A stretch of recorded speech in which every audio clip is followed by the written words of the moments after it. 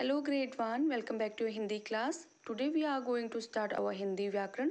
This is your Hindi Vyakaran book. The name of the book is व्याकरण मणिका। चलिए बच्चों, अब हम अपना पहला चैप्टर पढ़ेंगे। चलिए देखते हैं हमारा पहला चैप्टर कौन सा है। हमारा पहला चैप्टर है भाषा यानी लैंग्वेज। चलिए अब मैं आपको बताऊंगी कि भाषा किसे कहते हैं। भाषा का अर्थ होता है कि हम किस तरह से एक दूसरे से बात कर रहे हैं, यानी हम अपनी बात को कैसे सामने वाले को समझा रहे हैं। जैसे आपसे अभी मैं हिंदी में बात कर रही हूँ, यानी मैं अभी हिंदी भाषा का प्रयोग कर रही हूँ और मौखिक रूप से आपको बता रही हूँ। इन चित्रों द्वारा भी यह समझाया गया है कि यह कैसे अपनी बात को प्रकट कर रहे हैं। जैसे देखिए, पहले चित्र में यह दिखाया गया है कि दो लड़कियां आपस में बात कर रही हैं, तो यह भाषा का मौखिक रूप हुआ।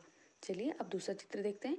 दूसरे चित्र में एक बच्चा फ़ोन पर बात कर रहा है, यानी वह अपनी बात फ़ोन पे बोलकर प्रकट कर रहा है। तीसरे चित्र में एक बच्चा पत्र लिख रहा है, यानी वह लिखकर अपनी बात प्रकट कर रहा है।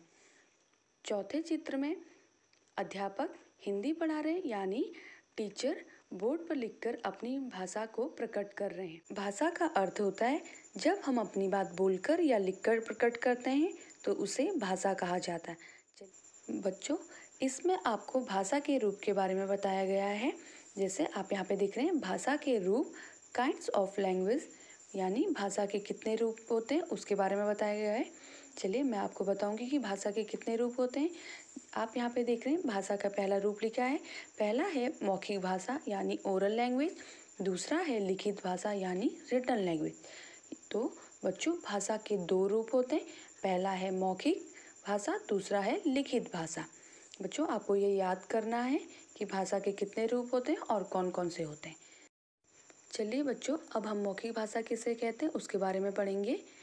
जब हम अपनी बात बोलकर दूसरों तक पहुंचाते हैं तो उसे मौखिक भाषा कहते हैं, यानी जब हम एक या एक से ज़्यादा लोगों से अपनी बात को बोलकर प्रकट करते हैं तो उसे हम मौखिक भाषा कहते हैं। जैसे आप देख रहे हैं, यहाँ पे चित्र में ये दो बच्चे आपस में बात कर अपनी भाषा को प्रकट कर रहे हैं। चलिए अब दूसरा देखते हैं कि लिखित भाषा किसे कहते हैं। लिखित भाषा वह होती है जब हम अपनी बात लिखकर दूसरों तक पहुंचाते हैं तो उसे लिखित भाषा कहते हैं, यानी हम अपनी बातों को बोलकर नहीं लिखकर प्रकट करते हैं तो उसे लिखित भाषा कहते हैं।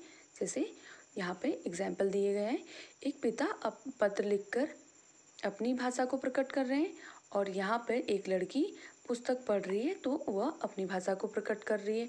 हमारे देश में बहुत सारी भाषाएं बोली जाती हैं, जिनमें से कुछ प्रमुख भाषाएं यहाँ पर दी गई हैं। जैसे आप देख रहे हैं, हिंदी, पंजाबी, गुजराती, मराठी, तमिल आदि, यानी यह प्रमुख भाषाएं हमारे देश में बोली जाती हैं और इसके साथ और भी अन्य भाषाएं हमारे देश में बोली जाती हैं।